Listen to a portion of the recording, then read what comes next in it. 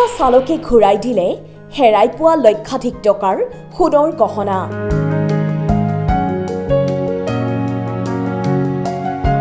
মানুহ হোৱাৰ গৌৰৱ, এজন ই-ৰিক্সা চালকৰ মহানুভৱতা। ঘূৰাই দিলে লক্ষাধিক টকাৰ সোণৰ গহনা। এই ঘটনা সংঘটিত হৈছে ধুবুৰী জিলাৰ গোলকগঞ্জত। প্ৰাপ্ত তথ্যমতে গোলকগঞ্জ ডাকঘৰৰ কৰ্মী বৰুণ দাসৰ পত্নী নমিতা দাসে পুত্ৰ আৰু ককায়েকৰ লগত গৈ আছিল বঙাইগাঁৱলৈ। আছিল আত্মীয়ৰ বিয়া। ৰেল ষ্টেচনলৈ যাবলৈ উঠিছিল ই-ৰিক্সাত। ৰেল ষ্টেচন পাই নামি গ'ল ই-ৰিক্সাৰ পৰা, কিন্তু এৰি গ'ল সোণৰ গহনা আৰু টকাৰ বেগ। ই-ৰিক্সা গুচি গ'ল, বেগ বিচাৰি লাগিল হাহাকাৰ। গোটেই ৰেল ষ্টেচন গোলকগঞ্জ বজাৰত বেগ বিচাৰি ব্যাকুল হৈ পৰিল পৰিয়ালৰ সকলোৱে। উপস্থিত হ'ল গোলকগঞ্জ থানাত। ইতিমধ্যে ই-ৰিক্সা চালক সঞ্জয় চন্দই বেগ পাই উপস্থিত হ'ল গোলকগঞ্জ থানাত। আৰক্ষীৰ হাতত জমা দিলে লক্ষাধিক টকাৰ সোণৰ গহনা আৰু টকাৰ বেগ। আৰক্ষীয়ে সকলো প্ৰমাণ চালিজাৰি চাই বেগ গতাই দিলে বৰুণ দাসৰ পত্নী নমিতা দাসৰ হাতত। হেৰাই যোৱা বেগ পাই আনন্দত আত্মহাৰা হৈ পৰিল সকলোৱে। মানে আমার ছেলে, আমার দাদা ভাই, ওরা বঙ্গাইগাঁও, আমরা সবাই বঙ্গাইগাঁও যাব।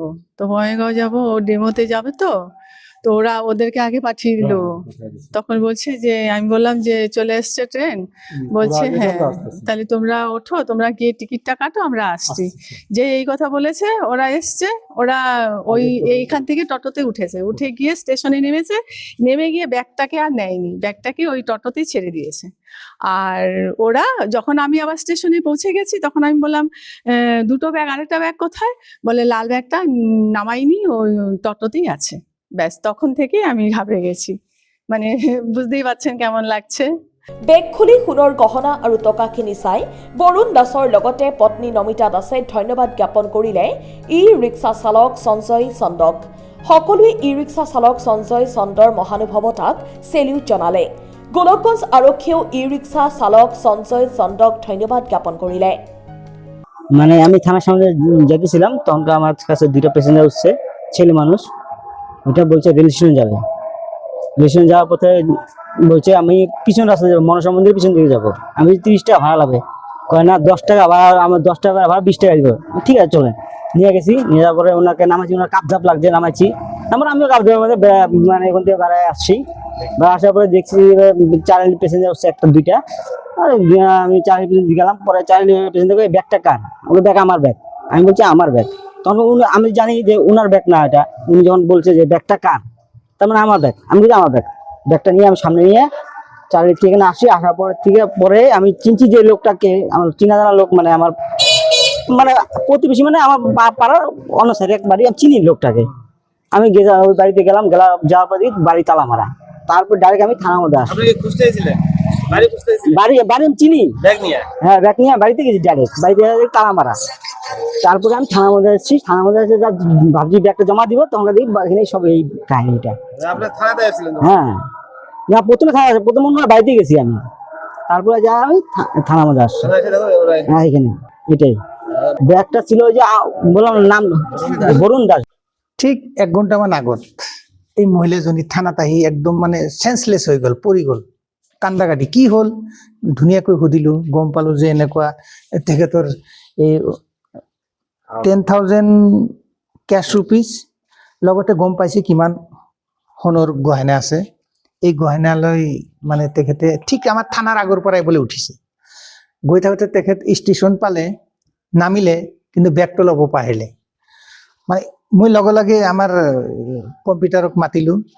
CCTV চেক কৰি থকা অৱস্থাত আমিও পালোঁ। তাৰপিছত ওলাই গ'লোঁ, অলপমান দেখিলোঁ এই আমাৰ এই খুব গুড মানুহ এজন, এই টটোৱালা, কি নাম সঞ্জয়, কেবলৰ মালিক। তেখেতে মানে থানালৈ আহি আছে, মানে তেখেতৰ টটোতে উঠিছিল। পিছত বস্তুখিনি ৰিকভাৰ কৰা হ'ল আৰু ধুনীয়াকৈ সমজাই দিলোঁ। বহুত ভাল লাগিছে। এতিয়াও সততা মানুহ আছে দুনিয়াত। এইটোতো আৰক্ষীও এইটোৱে বিচাৰিতো। আৰক্ষীৰ মেইন কাম হ'ল মানুহৰ লাইফ এণ্ড প্ৰপাৰ্টি চিকিউৰিটি দিয়া কাম। যিয়ে নহওক, আমি এইবিলাক কৰি থাকোঁতেই ৰাস্তাত ওলালোঁ, টটোৱালাও আহি পালে, বেগটো থানাত দিলে, চালোঁ আৰু তেখেতক নিজে আইডেন্টিফিকেশ্যন কৰিলে এইবিলাক বস্তু তেখেতৰ হয় এতিয়া বস্তুবিলাক তাই লৈ যাব গোলকগঞ্জৰ পৰা জাহিদুল ইছলামৰ ৰিপৰ্ট অসম টাইম ঘৰত আনন্দ আৰু সম্পৰ্কৰ চমক বজাই ৰাখিবলৈ জৰুৰী হৈছে সকলো আনন্দময় মুহূৰ্তত মৰমৰ উপহাৰ দিয়াটো সেইবাবে মধুশ্ৰী জুৱেলাৰ্ছে আনিছে সকলো ৰঙীন ক্ষণৰ বাবে বিশেষ গহনা হীৰাৰে হওক সোণৰে হওক বা ৰূপৰে হওক শ্ৰেষ্ঠ ডিজাইনছ আৰু হলমাৰ্কযুক্ত গহনাই ৰাখে সম্পৰ্কক নিখুঁত তেনেহ'লে আজিয়ে আনক আনন্দ মধুশ্ৰী জুৱেলাৰ্ছৰ সৈতে যোগাযোগ কৰক 7028000341 নাইবা ভিজিট কৰক LNB ৰোড নলবাৰী অসম